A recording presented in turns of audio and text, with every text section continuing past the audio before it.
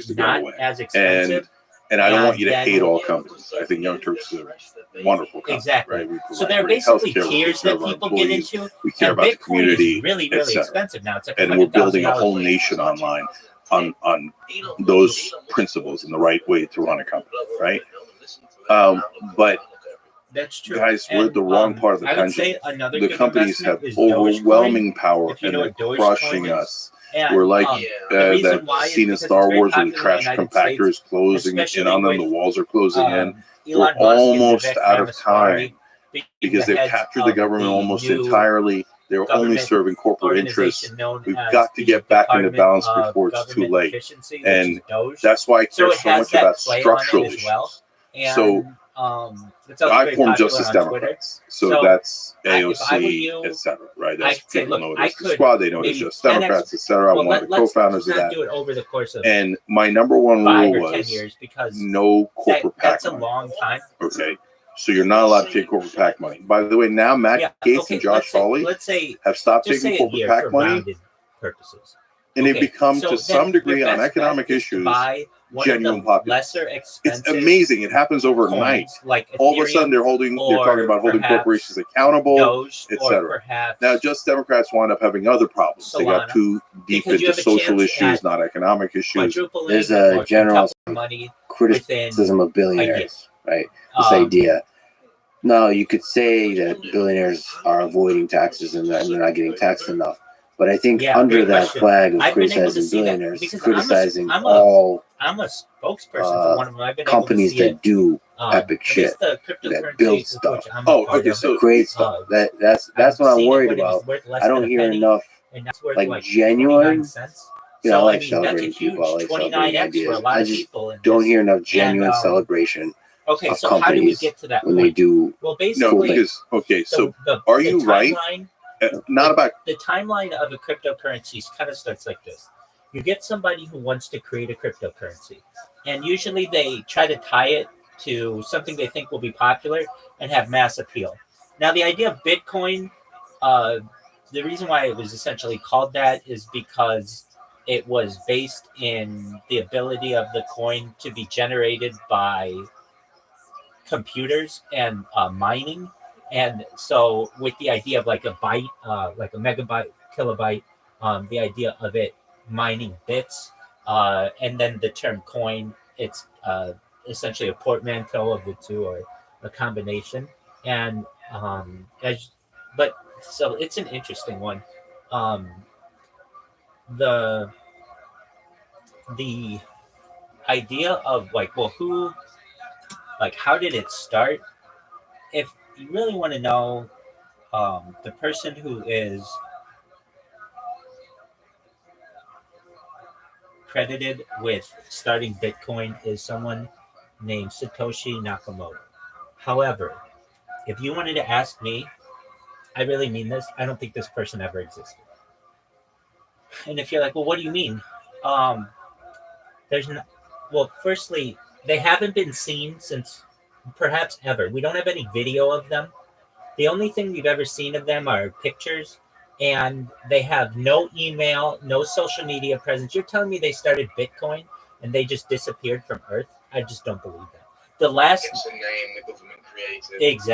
Exactly. And it's a foreign name so that no one has any like connection to this. It's in Japan, so it's like, you have to basically be a part of the Japanese culture to have known about this person when it was small.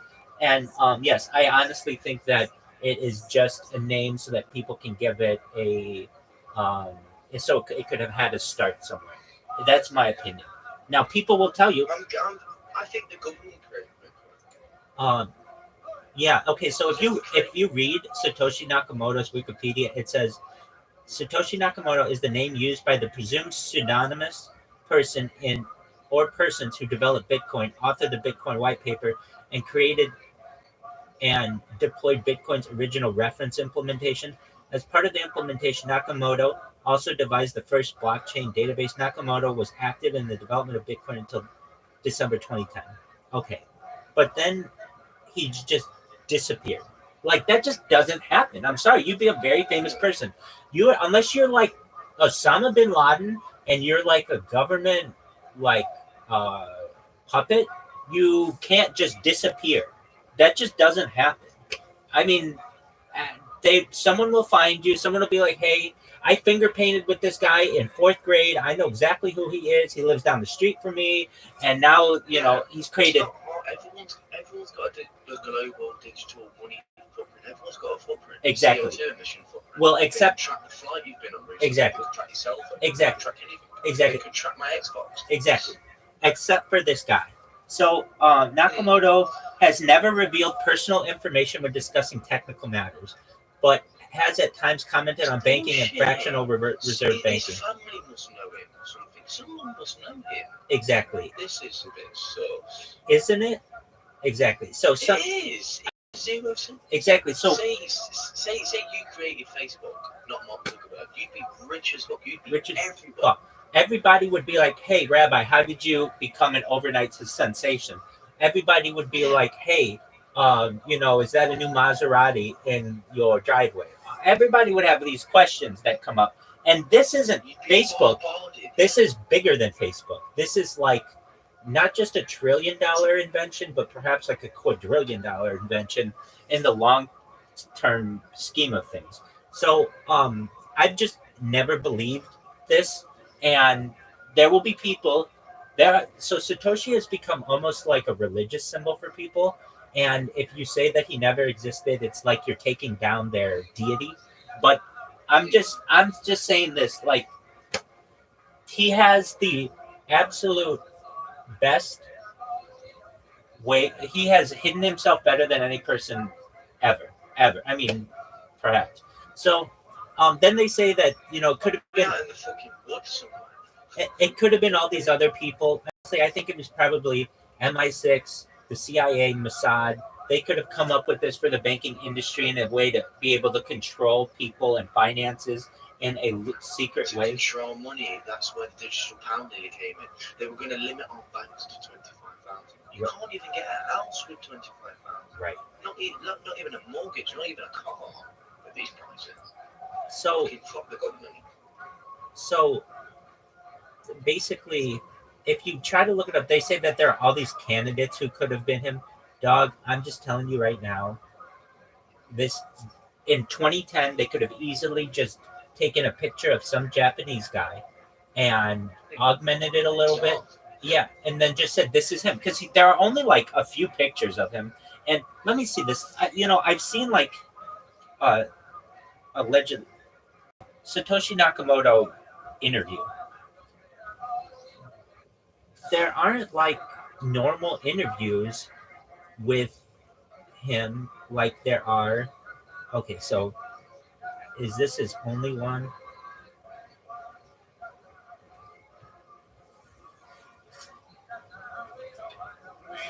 Sorry. You okay? No, it's just you are right. Like everyone thinks, oh, some guy. No one talks about the creator, crypto. They all talk about how to make people rich. It's not making them rich. It's not even our money. It's the government's. We just have it because we earned it. But it'll always go back to the government. It'll go back in taxes. When you're buying alcohol, when you're buying anything, it goes straight back into the system. So they also say they could have also just done this. They could have said, hey, Satoshi Nakamoto is the guy who invented it, and he comes out and says, I didn't invent it. They're just pinning this on me. And everybody's like, oh, of course, that's what someone would say who didn't invent it. I don't know. I just know that basically this guy's appeared off the face of the earth. And if he did, he's like not just a billionaire, but perhaps even as close to a secret trillionaire. Okay, with all that said, what do I think about? Okay, so that's just kind of the background on cryptocurrency. Now, when it comes to starting a cryptocurrency, at least Bitcoin, like I bought a Bitcoin when it was worth $1,000 and it's worth basically $100,000 now. You would think that, hey, I made 100x on it. Not really. Why? Because I put it in a wallet. I used it to buy LSD, and because that's how you do it on the dark web. They don't accept like debit cards.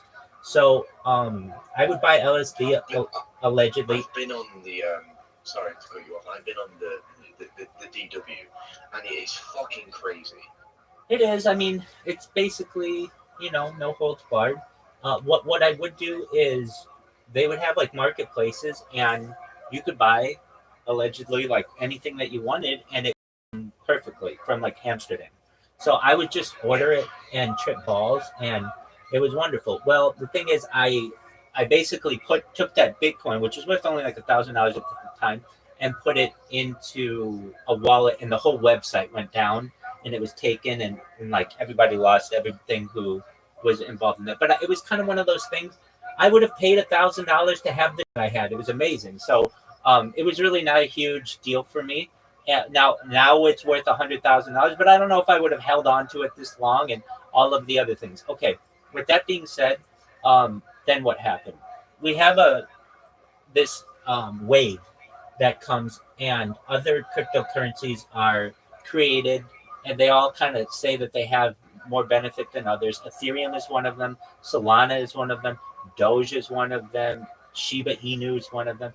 Okay, then there's another wave that comes out, and it's known as the shitcoin phase. These are meme coins. What do I mean by a meme coin? Well, they're basically like coins that are more like a joke, or start as a joke or a meme or something. And because they become popular, they then become legitimized. So Dogecoin was something that started as a shit coin, like a meme coin, because of just that dog. And now it's become very popular because Elon Musk has, invested in it, and there's just a lot of buzz around it, essentially. All it takes is a millionaire to put £1 million in Dogecoin, and overnight everything goes boom, Absolutely. skyrocketed. Absolutely. everyone's rich. Absolutely. People think cryptocoins work as in it just magically increases. No, it increases in value with how many people put money to it. Say someone puts $1 million in, it increase tenfold, like in itself. That's right. So then I'm what? actually right on that. Yeah, I mean, it's really just anything that people give it, Yeah, feel it's worth. Feeding it, Exactly. and it gives back. Exactly. Okay. So then, let's say you wanted to start your coin. I think there is one. I'm sure there are a few of them. There's the call. You could just call it. Let's just say the Call of Duty coin. And just because you like Call of Duty, I know you like Call of Duty. I could have chosen anything. I could have taken, the weed coin, but there are so many different weed coins that it's ridiculous. Anyway, a 420 coin, all that stuff. Okay, but let's say if you just want to invest, and you want to make money, and you want to also tie it to something that you like Call of Duty. So what you do is you need a developer, somebody who can program, and working with them, you create the necessary credentials in order for people to be able to purchase it. Now, you just can't purchase it anywhere because you just made it up. So you have to get it on one of the different exchanges, and like there are top tier exchanges, like where people have retirement funds, and then there are lower tier exchanges, and basically you have to start in a lower tier exchange, and then when it has a certain amount of market cap, then you can get to the next one. It's kind of just like leveling up. All right, so you start. Sir Smoke-A-Lot starts the Call of Duty coin. Okay, well, let's say it just starts out at a penny. So what you can do is, since no one owns it when you start it, and no one knows whether to invest in it, what you can do is you go to your friends and you say, look, I'm going to have what's called an airdrop. I'm going to launch this coin, and I'm going to have an airdrop. And what you want to do is basically get the airdrop. What does that mean? Basically, I'm going to give you this coin for free. Usually it's a penny, but I'm going to give it to you for free. And all I ask is that you hold on to it, because in the beginning of a coin, you need a bunch of holders. People look at all the metrics of a coin, and if they see you have a coin, but there's only 2 holders, they don't want to invest in it because they know that you control all of the value of the coin. But if you see it has 1,000 different holders, well, then that shows a little bit more decentralization. And so then what you do is essentially find the people you want in the beginning to be holders, and then we're going to say that your coin is worth a penny. Okay, it's a Call of Duty coin. So then what do? You go to all your friends on Xbox and all the people you've made in your different clans and communities in Call of Duty, and you say, look, we all like Call of Duty, and I started a cryptocurrency that's based around Call of Duty, and people will just buy it because they like Call of Duty. So let's say you get... It's like a memento. Exactly. Like a fridge magnet when go to a different place. It 100%, exactly. And then what people do, a lot of times, they don't have to, but they will associate these with NFTs. So they'll also say, you know what, you've got a cryptocurrency, a Call of Duty coin, but also we want to own art that has to do with Call of Duty. So what they'll do is create different pictures generally, and they might create, let's say, 10,000 different Call of Duty characters. And then people can buy those, and then they're kind of part of a club. It's like owning. Do people collect, like in the United States, baseball card collecting was really big years ago, and maybe like soccer cards or football cards or something like that. Just basically something that ties you to the player or the piece of art that you like. And essentially, what an NFT, even though it's called a non-fungible token, it is fungible. People buy and sell them all the time, and it is essentially digital art. Okay, so you've got your Call of Duty coin and you've got your Call of Duty NFT. Let's say every NFT is worth a penny. Every cryptocurrency is worth a penny. All right, then you go to all your all your Call of Duty friends, and they all buy it. And every time they buy it, there's an opportunity, because usually these are limited. So, like your cryptocurrency, let's say there are a total of the Call of Duty coin. Let's say there are a total of 100,000 that can be owned. Well, once those 100,000 are owned, there's essentially a limit on who can in the supply and demand of it. So the price can go up. So it'll go up from 1 cent to 10 cents to 20 cents, perhaps, if it starts to get popular.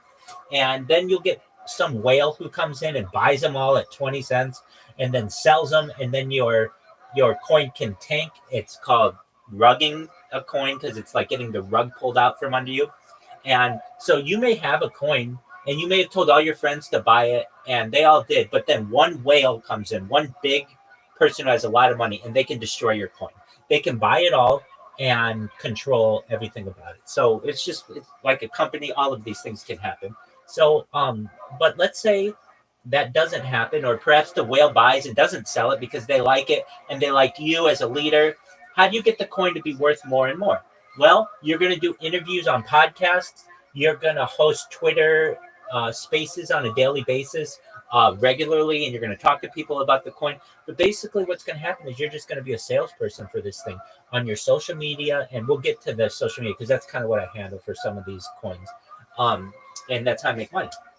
And what will happen is the people who are associated with the coin will think of you as a good leader and a good developer, and realize that their coin is going to perhaps be worth more and more and more.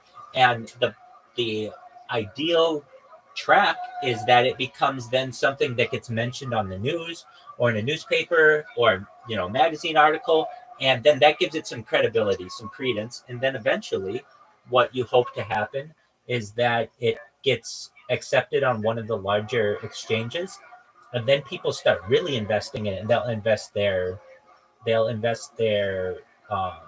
retirement with it, and they'll buy it as gifts and things like that. And that's when it becomes one of the coins that Bitcoin, Ethereum, Solana, Doge, all of those. So that's kind of how that works. Now, in terms of the NFTs are just basically things that you can buy and sell a lot of times with the cryptocurrency, though it doesn't have to be that way. That's generally how they're purchased. And okay, with that being said, what do I do for companies, or they're generally projects? They come to me a lot of times because I'm pretty well known in the cryptocurrency realm, and especially because I'm like at the heart of a cryptocurrency, and this cryptocurrency at which I'm at the heart is really well known on Twitter. It's very, very well known. So I mean, it's worth $300 million, and that just doesn't happen overnight. So what people will do, or like when I've gotten commissions before, somebody will come to me and say, hey, I've got a coin, I've got a developer, but I don't have what's needed to market it. And I'm very good with social media, and what I'm able to do is say, okay, well, depending on the size of the project, like I've done some projects for some friends of mine who just wanted to pay me for my knowledge and such, and I've done it for hundreds of dollars, but I've also done it for thousands of dollars, where I say to a project, I will create all of your social media, and that's not just what you're thinking, like Twitter, or X and YouTube and perhaps Facebook and that kind of stuff. But I'll create it on 20 different platforms. So that means you're on Flickr and Imager and Reddit, all of these ones that most people don't think of when they're going to market it. And what I'll do is I create a spreadsheet for them with all of their usernames, all of the passwords, all of the content, and then I use AI to create content for them, basically, so that when people Google, let's say your Call of Duty coin, you're going to have a lot of competition for Call of Duty. But when people, if you don't have any social media, but if you do have social media and people type in Call of Duty coin, you're going to be right at the top. And the things that people are going to see are the things that I posted. So I did one this summer, which is basically how I've been living recently. Like the money in my wallet is still from this project. It is called the Honey Badger coin. So I don't know if you remember, but a few years ago there was a meme of Honey Badger don't give a shit or Honey Badger don't care. If you've ever seen a honey badger, they're ferocious animals. They'll kill they'll kill snakes and reptiles and all kinds of things, and they're like relentless. And so I knew someone in Germany who started a coin. They had all the development done, but they wanted my assistance for marketing it. So what I did is I created a Gmail account for them and a YouTube account for them and a Twitter account for them and Reddit account, an Imager account, a Flickr account, all on 20 different platforms. And then I put content on it that works really well for SEO. And now when you type in Honey Badger coin, it's at the top of Google, it's at the top of every search engine, and that's how they market themselves. And that has allowed me to be able to survive. And if I ever need to do that, I just either find a coin. Sometimes I don't take commissions just because, or I'll do it for free, or I'll just advise people on it for free.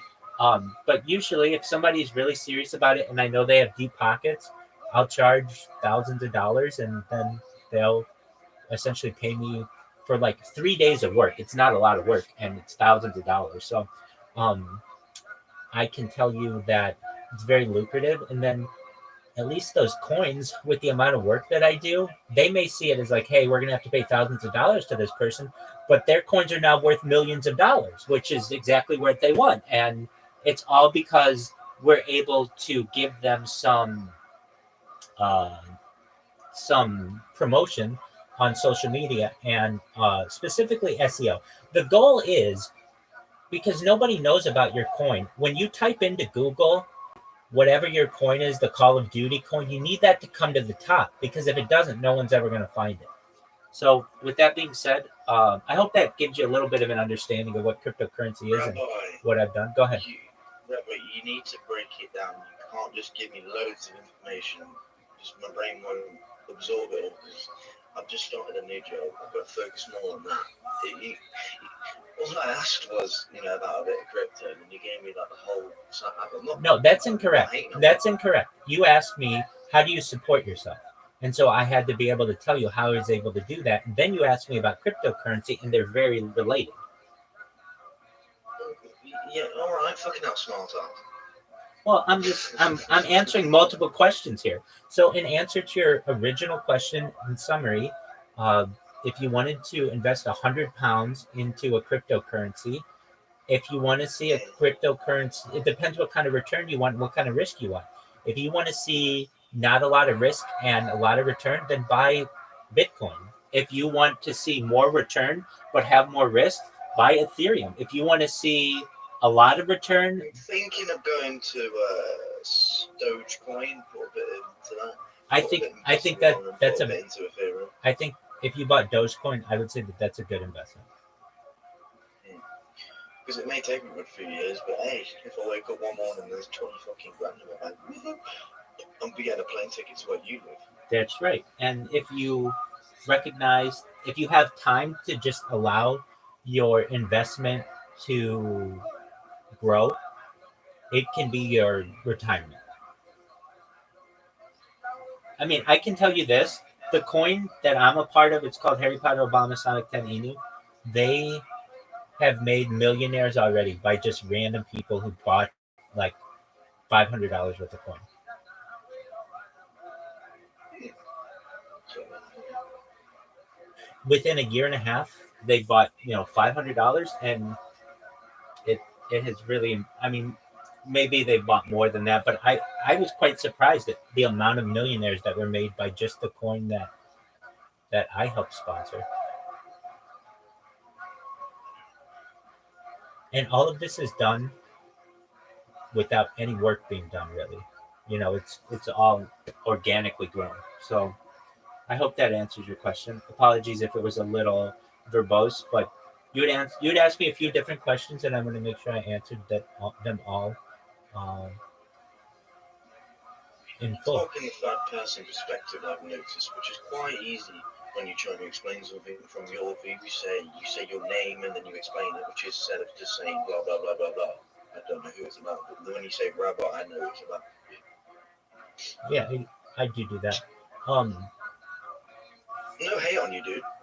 Yeah, I think honestly, ideally, we shouldn't use pronouns anymore. We should just call people by their names. Then there isn't any confusion, and you don't have to do the whole they, them, he, her, she, they. You don't have to do any of that. If I said every time I wanted to refer to you, Sir Smoke a Lot, Sir Smoke a Lot, Sir Smoke a Lot, while it may seem redundant to do, you won't have confusion in the future. I just think, well, I take the sir from the night and I say smoke, and just Smoke a Lot is the name, so. I get you. No, I What? and it's a play. Knights would be called sirs back in the day. Of course. They Well, wouldn't be called by their first name. well, as I Sirs are understand, knighted. it's a play. It's a pun essentially, or play on words on Sir Lancelot Mhm. of the Knights of the Round Table of King Arthur's court, right? Yeah, Exactly. So I get that. but it's also a part of the Tempest now, which is, we spoke about that in VCs ago about Absolutely. Yeah. Tempest. Yeah. Knights Templar is what you're saying. What you would say. Yeah. So Knights Templar, not the Tempest. Yeah. That's fucking that's War Thunder. There you go. Absolutely. I still get called a racist because I've got my name like that, and I'm like, what? Call me a racist, but I'm not. I just think the Knights themselves, the ones who fought for Jerusalem, were quite brave soldiers. Like they marched from England to Jerusalem. Like it's quite a long way. It took them a good 4 or 5 months just to get there. At least. I studied it on Horrible Histories, and honestly, that is the best show if you want to get into history. Shout out Horrible Histories. Excellent. I love it when the little rat comes up and he tells you, it's false. The information we learn in school, half of it is bullshit. I'm in agreement with you on that. I'd rather watch infographics in a nutshell and all that than watch, stupid fucking history shows what don't tell me the truth. Well, even worse than that is when you have to research it manually and read a book.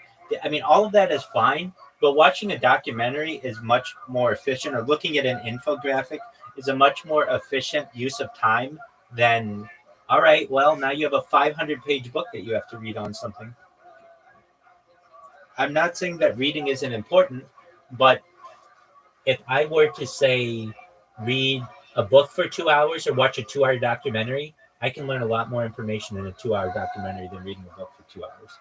See, I learn more when it's like 10-minute videos and they're colourful and they've got facts and they've got little pop-ups. Absolutely, all of that's important. I can't stand it when it's just like a guy sat in the chair talking.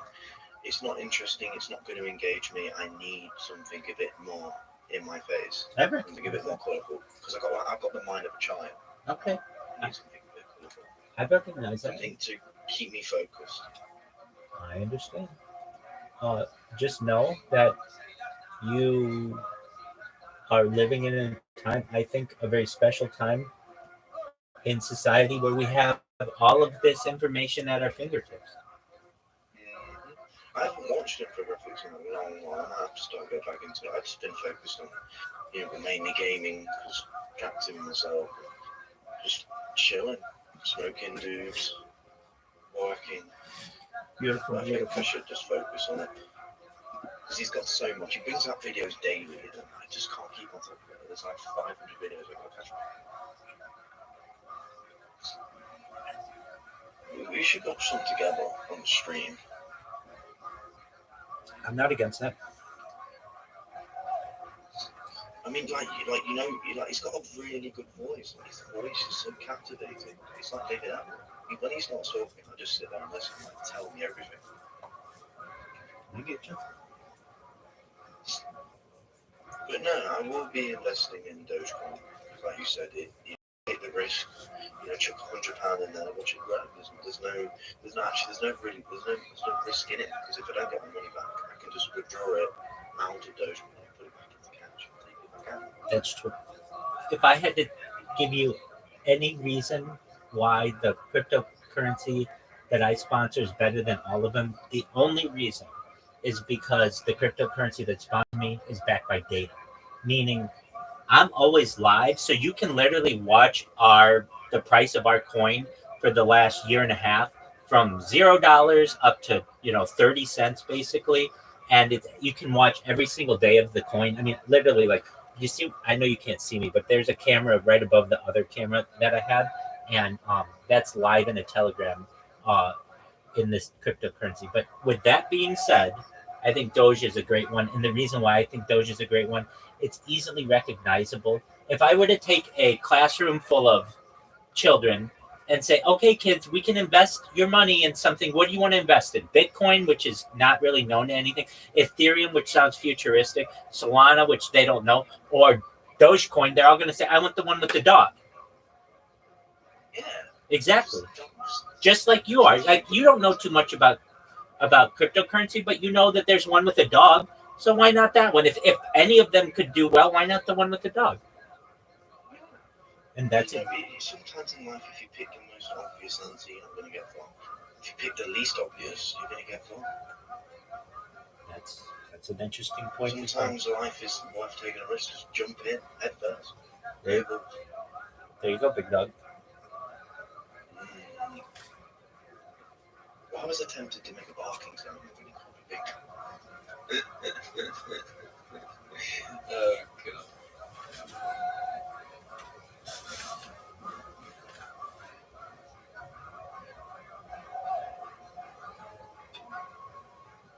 Oh, come on, then you might get to line up in order. 1, 2, 3, in order.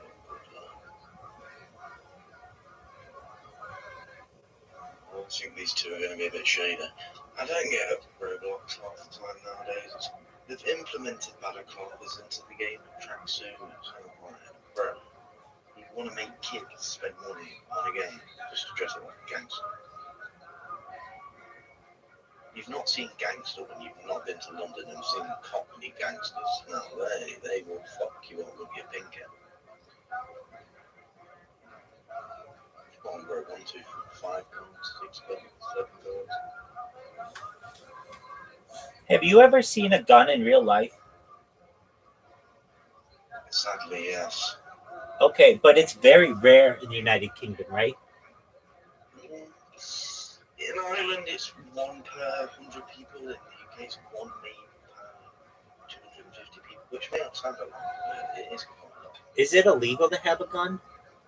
It's not illegal, per sense. The laws state it has to be for protecting livestock or hunting purposes, and you have to have a full background check by the police. No criminal record, no instances with a firearm, because you want to purchase a firearm. You also have to prove that you've got a hunting license. Okay, just one moment. How about a handgun? Is it illegal to have a handgun?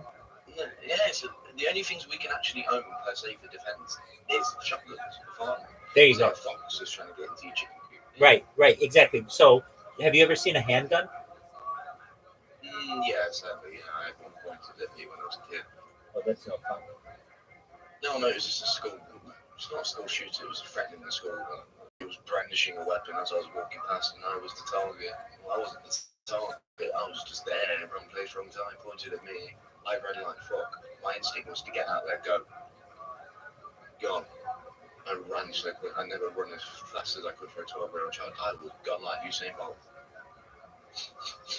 And then we take it really strong. Like in my estate, we had a brandishing a machete outside our window at the kids, and what happened was 3 Volvos pulled up in the UK. If you see an unmarked Volvo and it's an X60 or 70, you know it's armed response.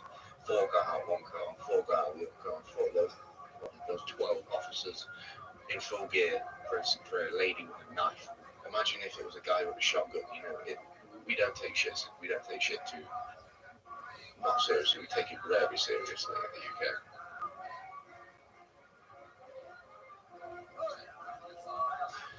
I've actually gone hunting as a kid. I went hunting 14 years old, fired my first shotgun. The recoil nearly took me fucking arm off, but it's 12 gauge. It's got a punch.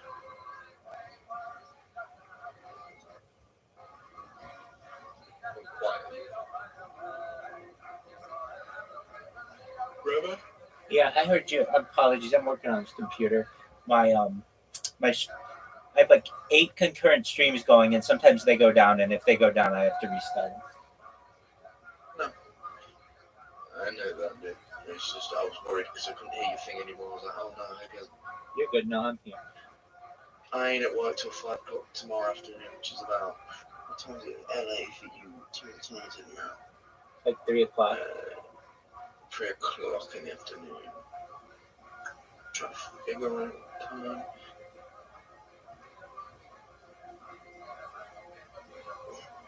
I forgot Chicago on here. You're not in Chicago, you're in LA. Right. Where does it say Chicago? Oh no, on my clock. So it's 3 o'clock for you. What is you're near Vancouver? Yeah, what time is it? Oh no, here it is, Los Angeles. You're 8 hours behind, so let me work this out. It's 5 o'clock for me. We'll count back. 4, 3, 2, 1, 12, 11, 10, 9. 9, 8ish in the morning. Will I start work tomorrow? So hopefully when I come back at like 10 o'clock to, tomorrow night, you'll be on for a chat. I hope so. I hope I'm always on.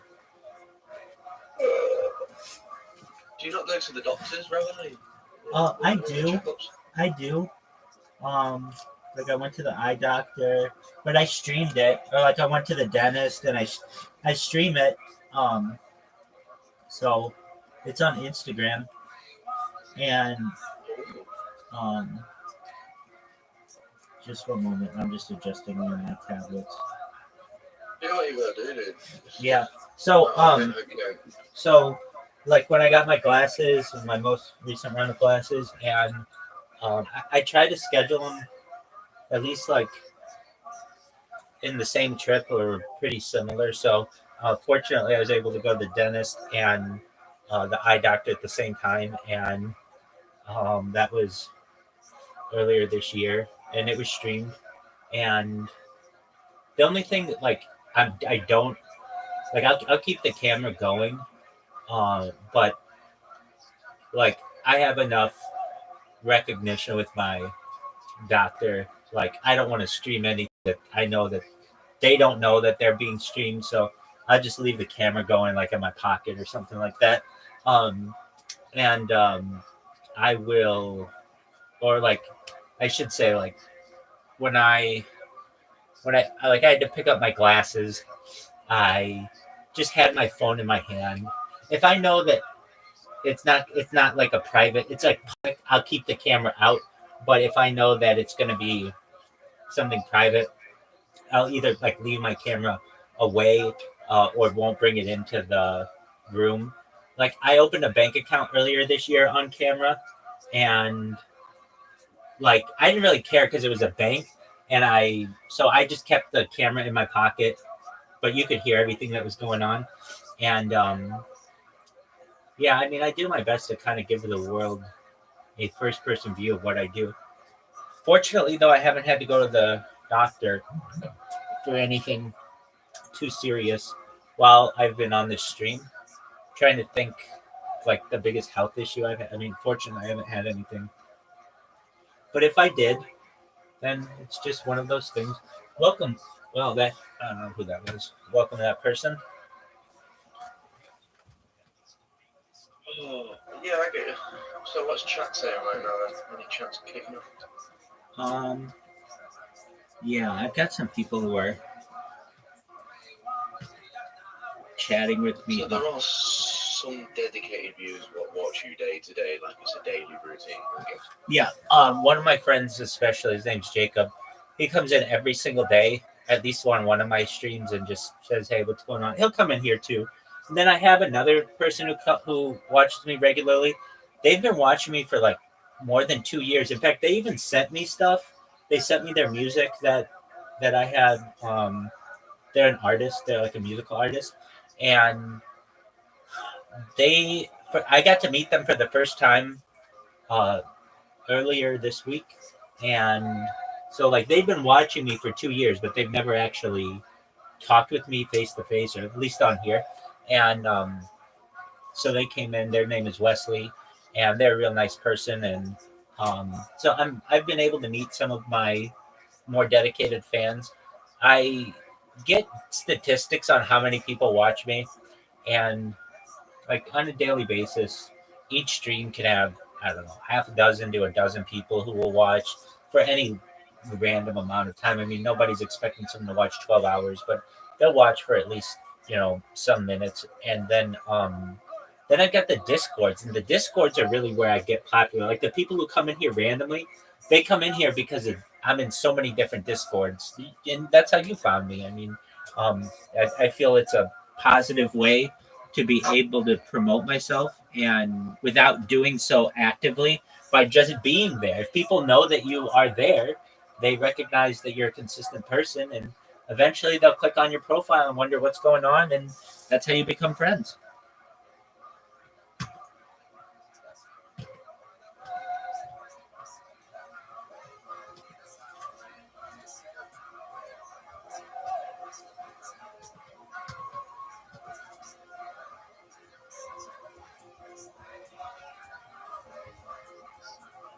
Yeah, I get that. Sorry, I keep going blank. I'm getting absolutely pulled. I'm playing as a security detail on a game called SCP Containment Breach. I'm guessing you know about the SCP. SCPs are real, Dan. There's got to be anomalies. What just happened? And there has to be a special force, not funded by the government, but very, very secret, what captures them and keeps them safe. There's sites all over the world with the symbol secure, contain, protect. That's what it means.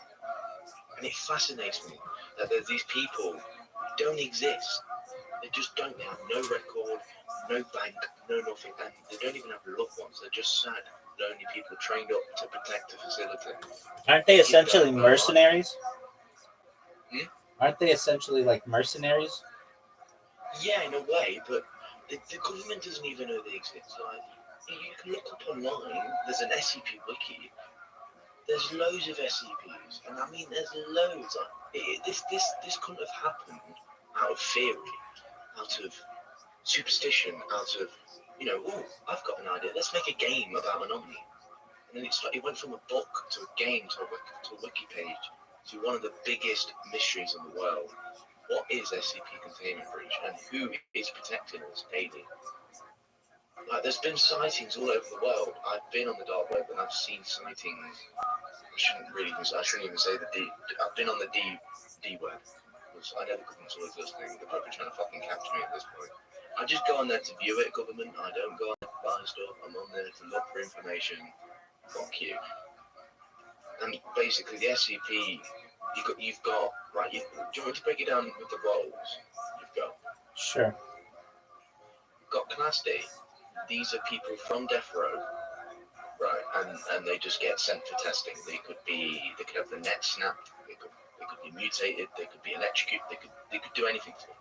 And you've got the scientific department, which are the people who are basically testing. You've got security, which are meant to be detecting D class, which is like the main security. Then you've got mobile task force, MTF. They're the small guys. They're the guys who come in and fuck shit up if shit goes up off the wall.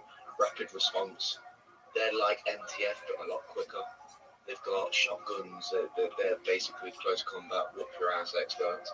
Then you got Chaos. Chaos are Foundation members who went rebellious against the Foundation and wanted to exploit it, and they've been trying to fight ever since. You've got a medical department, your medics, and then you've got the administrative department, which is your 03, 04, 05 council. Now they're the top dogs. You never speak to them and you never hear from them. Never. There's some videos I'd like you to watch. They're like short movies, SCP movies, and they are fucking wicked. You've got the main SCPs, which is 049, that's the Plague Doctor. He kills you and turns you into a mutant. 096, the man who can't be killed and the man you can't look at. If you look at him, he turns into a rage, and he will find you anywhere on the planet. Straight up, you can't nuke him, you can't kill him. Basically, if a town, if say someone in a town sees a picture of him, what they do, the guards surround him but face away, and they basically say, there's nothing we can do, you have to sacrifice yourself. You have to die to keep everyone safe. And then the MTF come in, they bag him, put a bag over his head. Like, he's indestructible, but he's common. He's like, he's Achilles heel, just put a bag over his head. If no one sees his face, nothing happens. You've got 079, which is a computer which is sentient, which is way above AI. You've got 969, which is a dog, which is indestructible. You've got 999, which is a really good SCP. He's friendly. You feed him, he shits that candy, he heals you. He makes you, just him being in the room makes you giggle. You've got 141, that fucker will tear your face off. You've got SCP-2950, which is just a chair. It's just straight up a chair. Sits there. Oh shit, hold on, sorry. You've got SCP-066, which is a rolling ball full of eyeballs. Then he makes a loud thunderous noise and he can burst your eardrums. You've got also different classes. You've got Isolid. You've got Safe. You've got Keta. Keta, you're ones what could fuck shit up and destroy the world. You've got different sectors of the facility. You've got Sector 1, 2, and 3. Sector 1 is like the meeting area. Sector 2 is the where all the staff, all the details are on security. Sector 5 is where you keep the big fuckers. SCP-008 is a biohazard. If it's put in the air, it will spread and mutate every single person. SCP-002 is a figure. What can break through walls, break through anything.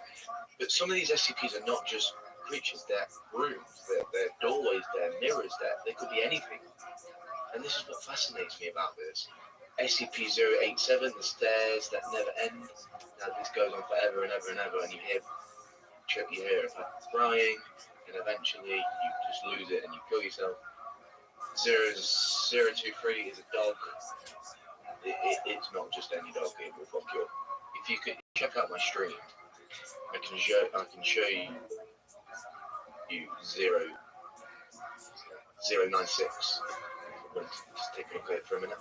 This is a Roblox game. This Roblox game is fucking brilliant. Okay. Sorry, I was rambling, weren't I? You okay?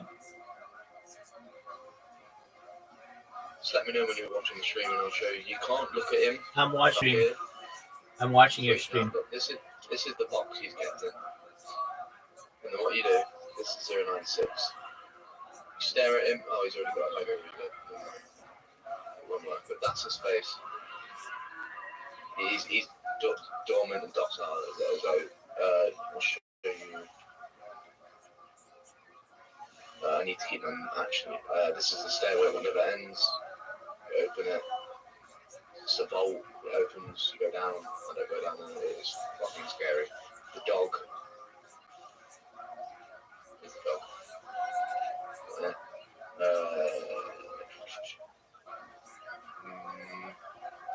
I hope I just don't get shot while I'm showing you around. 049 is the Plague Doctor. He sits. I know where he sits. He's there. Right, I need to go. I've just let him out. I'm probably going to get killed. I'm fine. This is 002. It's basically a room that goes on and on and on and on. It goes different ways. It's this little thing. This is SCP-002, and it's just a long ass corridor, as you can see. It never ends. Yeah, like a liminal space. Yeah, I'm sorry that I'm rambling, but this is so interesting to me. Like, there's got to be people in this. Like, anomalies are real. Like, we've got UFOs, we've got aliens, blah blah blah. We've got But what about, let's say, a man with a monocle and one leg appears in London from the 1950 in today's society out of nowhere? Who's there to contain him? Who's there to protect him? It's a great question, my friend. This is what. Look, I'll show you. Look, this is the badge. Where is that? Well, there should be a symbol in this room. I'll show you on this. No, not in. This is it. That's the image. Each side. So you got top, which is secure. Bottom right is contain, and the bottom left is protect, and it all points to the middle. Secure, contain, protect. And everyone thinks I'm crazy when I talk about it. I'm not crazy. I know what I'm about. All right. Your power's just gone out. Right, I'll turn the stream off. But it's just. I really hope you research it and get into it, because I'm not nerdy about it. I can name every SCP off by heart. There's an SCP, it can destroy the world. It's called the World Eater, and if it's summoned, if it's awoken, if the three pillars break, real fucked. It's like a Leviathan. It's like the Kraken from the deep. But if it wakes up, you're fucked. There's no saving it. All right.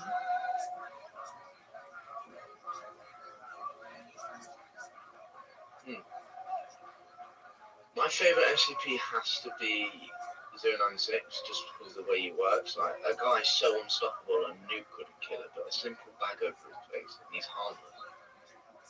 And he communicates. Like, he communicates in crying. A soft cry means hello. A high-pitched cry means go away. A low, like a whimper basically means fuck off. It's weird. There's so much depth and lore to it. It's just my brain is just googly like, boom. Hey, man, whatever floats your boat.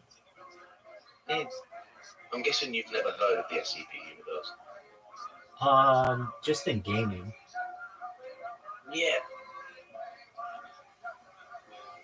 But on Google Images, I can give you the exact coordinates for some of the places. There's one in England not too far away from me. There's a site in the middle of the forest, fenced off. It's got sentry droids around it, which are like killers that take pictures and scream at you if you go near. It's got watchtowers, it's got fucking like a massive gate. And no one comes in and no one goes out.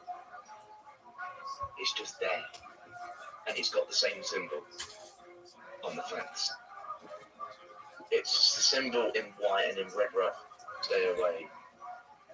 Something about death, and you could lose your life, like what's on the electrical boxes. But it's just so weird. Oh, I might actually have to go on I don't go on the dark web as much. It's more the deep web. It's more like the underground of the internet, because you get more information out of it than you do on the regular internet. Like, Chrome's a bag of shit. SCP Wiki. The SCP Foundation.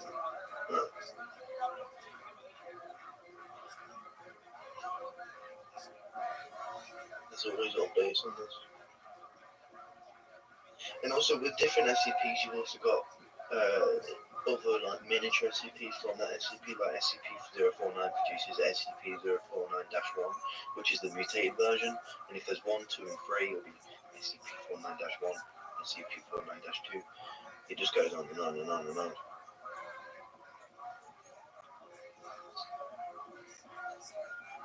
The top 10 worst SCPs. I'm not clicking on that link, go away.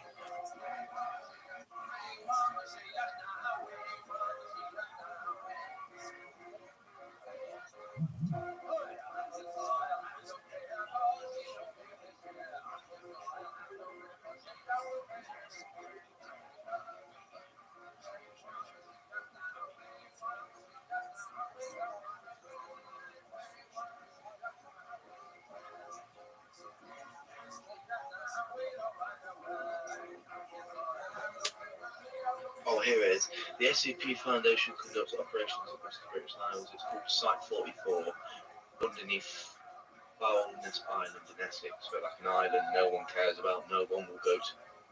And frankly, they're just on little islands around the world. Because, you know, if the more remote it is, the more secure the location, the easier it is to contain an outbreak.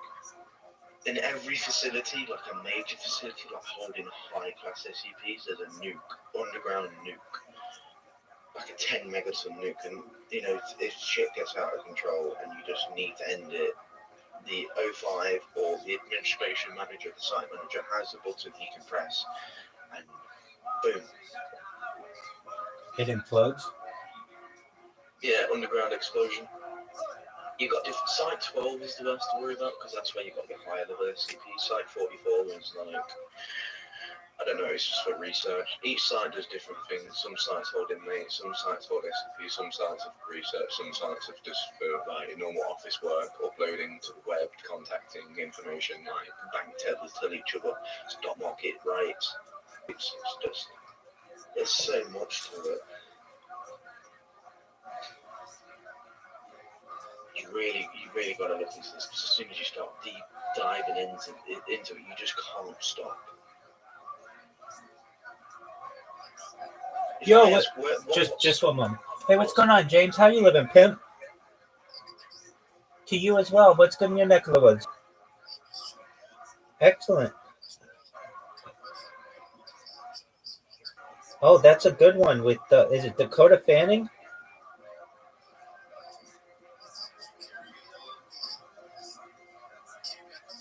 Oh, that's right. That's right. Yeah, that's an interesting movie. Well, excellent. What do you think of Harry Potter Obama Sonic Teninu?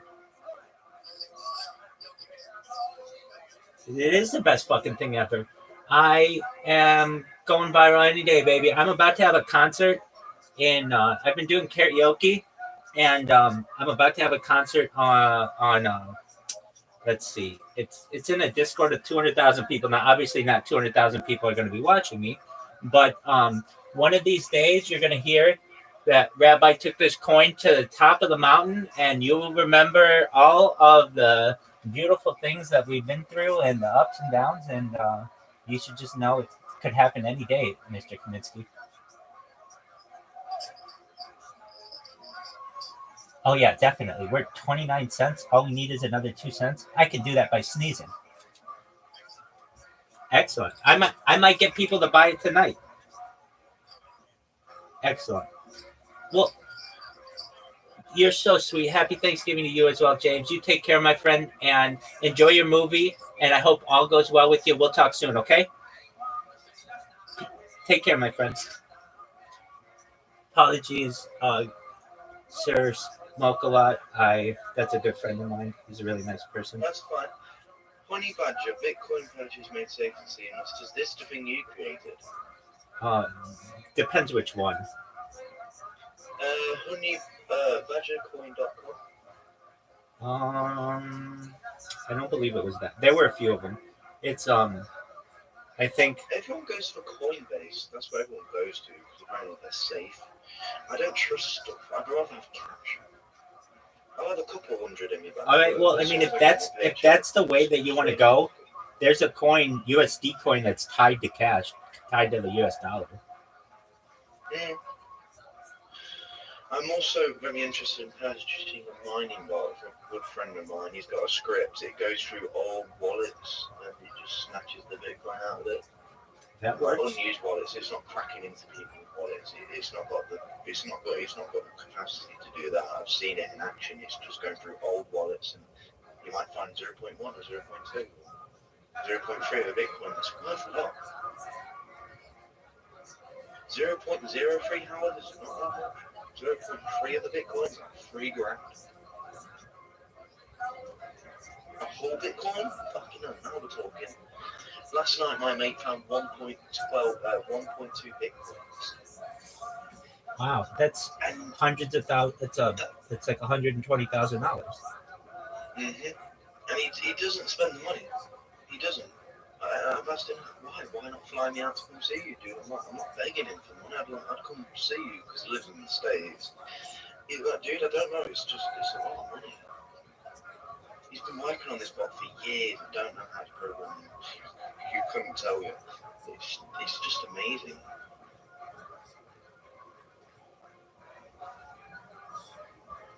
He does what you do. He saves it, he collects it. If it's not worth buying, he doesn't buy it.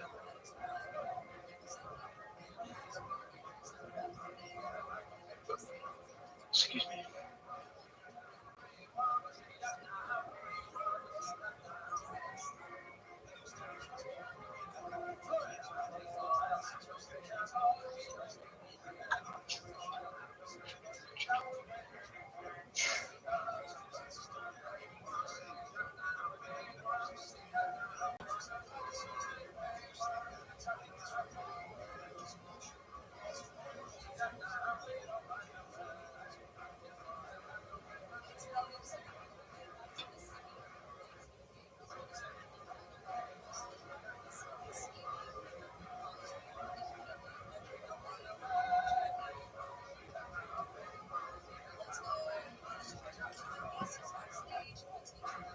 Here's the main sites. It goes from site 1 all the way up to site.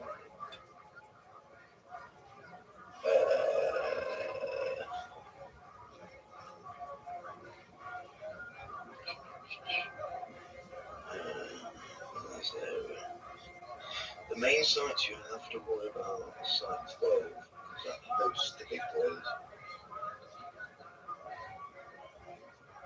You got site 666. That hosts.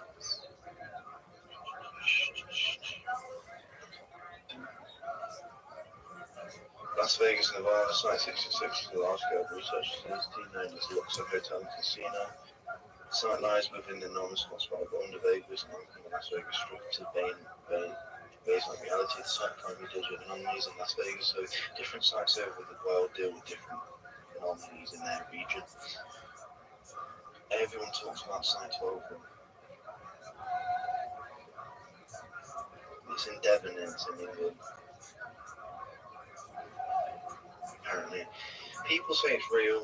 People, the creators of SCP say it was just fiction. But I'm like, how do you get the information for it in the first place? That's what I'm trying to think. What made you come up with the idea to make such anomalies exist? I'm gonna watch some infographics. Okay, doke. I'm gonna sing a concert for some friends of mine.